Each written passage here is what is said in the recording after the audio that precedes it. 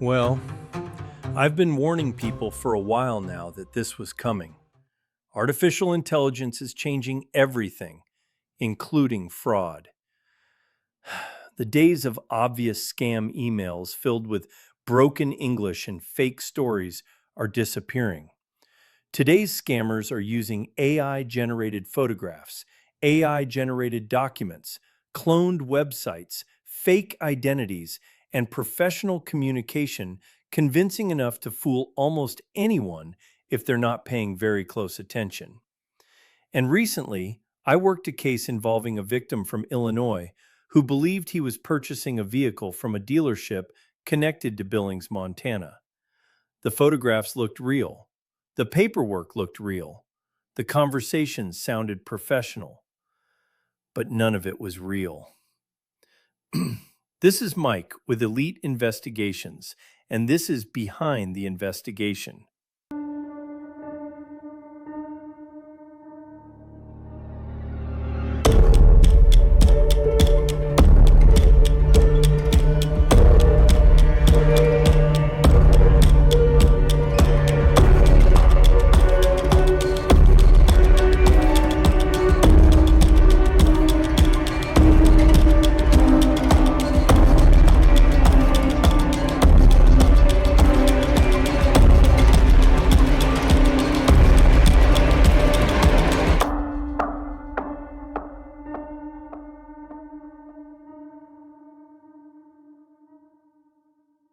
A few months ago, I received a call from a gentleman out of Illinois who was extremely upset.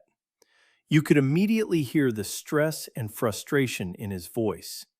He explained that he believed he had just been scammed out of more than $43,000 while attempting to purchase a vehicle online. Now, unfortunately, scams involving vehicles are becoming more common every single year. But what made this case especially concerning was that the supposed dealership was tied to Billings, Montana. The client believed he was dealing with a legitimate Montana business. He had spoken with the seller multiple times over the phone. He had received professional-looking invoices, vehicle photographs, wiring instructions, dealership paperwork, and even identification documents from the supposed seller. To him, everything looked legitimate. But once the money was wired, he was ghosted. No vehicle, no communication, nothing. So the first thing I did was sit down and start reviewing every single document and photograph the client had received. And almost immediately, some things started feeling off to me. Now remember, before becoming a private investigator, I spent over 20 years in law enforcement.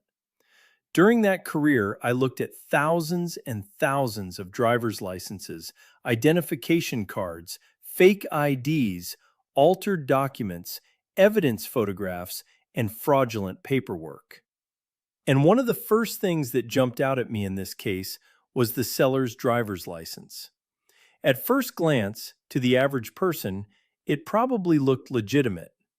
But to me, something wasn't right. The spacing looked slightly off. The fonts weren't quite correct. Certain alignment features didn't match what I would expect to see. The photograph itself almost looked too clean, almost artificial. It wasn't some obvious fake where someone misspelled Montana or used cartoon graphics. This was sophisticated enough that most people absolutely would have believed it.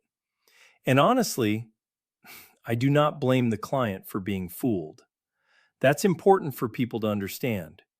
These scammers do just enough to get you emotionally invested and believing the story. Once someone starts mentally picturing themselves owning the vehicle, they begin ignoring red flags they normally would have caught immediately.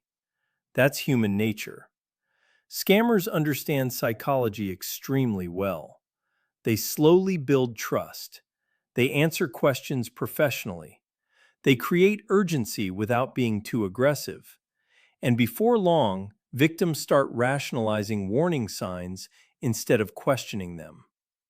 As I continued reviewing the evidence, more problems started appearing. The seller had provided an address connected to the supposed dealership location here in Billings. But when I researched the address more closely, it turned out to be connected to a storage unit facility. Not a dealership, not an automotive business, a storage facility. The scammer had also sent photographs supposedly showing the dealership office and paperwork hanging on the wall, including what appeared to be a Montana dealership license certificate. Again, at first glance, it looked convincing. But once I started checking state records and licensing information, there was absolutely nothing there. No dealership registration, no matching business records, no licensing trace, no legitimate history, nothing. It was all fake. And honestly, this is where artificial intelligence and modern technology are making scams incredibly dangerous. Years ago, fake documents often looked terrible. Spelling mistakes, poor Photoshop jobs, crooked images, bad grammar. Not anymore. Now scammers can use AI tools to generate realistic-looking paperwork, professional emails, convincing business websites, and even identity documents within minutes.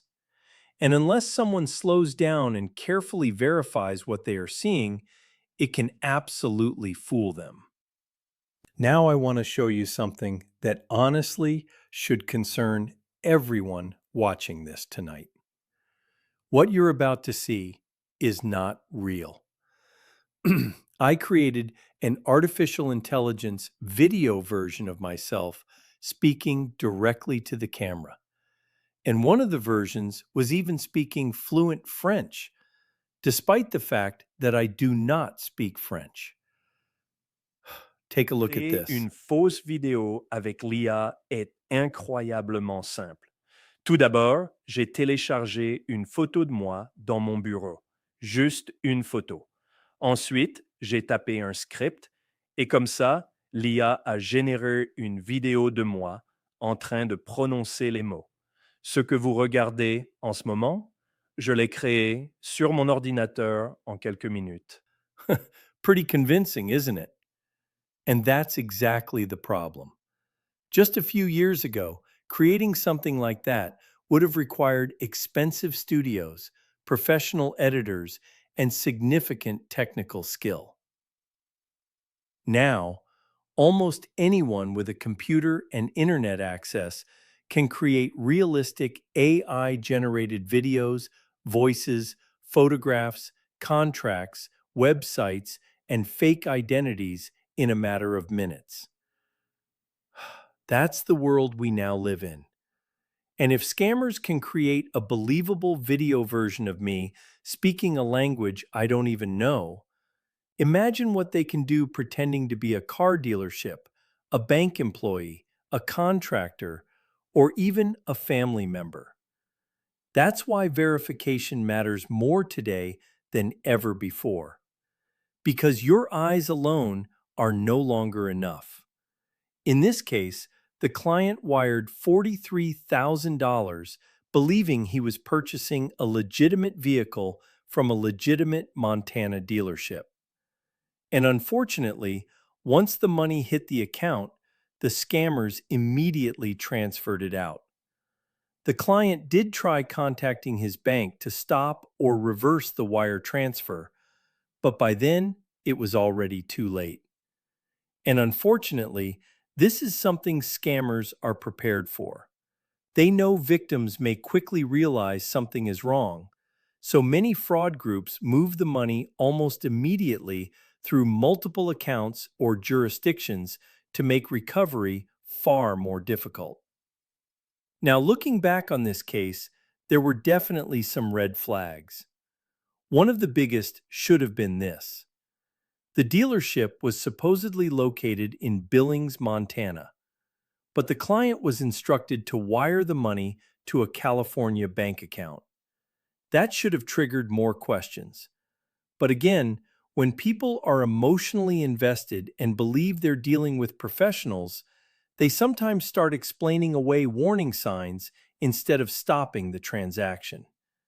And that's exactly what scammers are counting on. After reviewing all the documents and records, I decided to do some additional follow-up investigation myself. I physically went to the address connected to the supposed dealership operation, and of course, there was nothing there. No dealership, no inventory, no office. Nothing connected to what the client had been shown online. At that point, it became very clear this was a fully fabricated operation. And what made this even more concerning was this was actually the second very similar vehicle fraud investigation I had worked in less than a year involving supposed dealerships connected to Billings, Montana. Different victim, different vehicle, but very similar tactics. Professional websites, fake documentation, wire transfers, ghosting after payment. That tells me these are not random, isolated scams. These are organized criminal operations using sophisticated technology and online deception techniques to target victims all over the country. At that point, I reached out to a federal investigator I know and discussed the case with him. I provided the documents, background information, banking details, and investigative findings we had developed so far. To his credit, he agreed the case deserved a closer look and indicated they would begin following the money trail. Now, whether or not the client ever recovers that money, time will tell. And unfortunately, many victims never do recover their funds once the money disappears through multiple accounts and jurisdictions. But hopefully, this investigation at least creates the possibility of identifying who is behind these operations. And honestly, cases like this make me sick because these scams target good people, hardworking people, people trying to buy a vehicle for themselves or their family. And many victims carry embarrassment after being scammed, even though these criminals are using extremely sophisticated methods designed specifically to manipulate trust. That's why education matters. And unfortunately, I'm sorry to say this, but the world has changed. You can no longer simply trust that a professional-looking website means something is legitimate. You cannot assume photographs are real. You cannot assume documents are authentic. And you cannot assume someone on the phone is who they claim to be. Everything has to be verified. And honestly, in this case, the client could have hired someone like me before wiring the money. For a relatively small fee, I could have physically gone to the dealership, verified the vehicle existed, verified the business was legitimate, checked the paperwork, and confirmed everything before $43,000 changed hands. That one verification step could have saved him $43,000. And that's an important lesson for people watching this tonight. If you are making a large online purchase, slow down. Verify independently. Call publicly listed business numbers. Research licensing records. Check addresses. Question unusual payment instructions. And if necessary, hire someone local to physically verify what you're being shown before sending money. Because once the money is gone, it can become incredibly difficult to get it back. This is Mike with Elite Investigations, and this has been Behind the Investigation. Discretion, experience, results.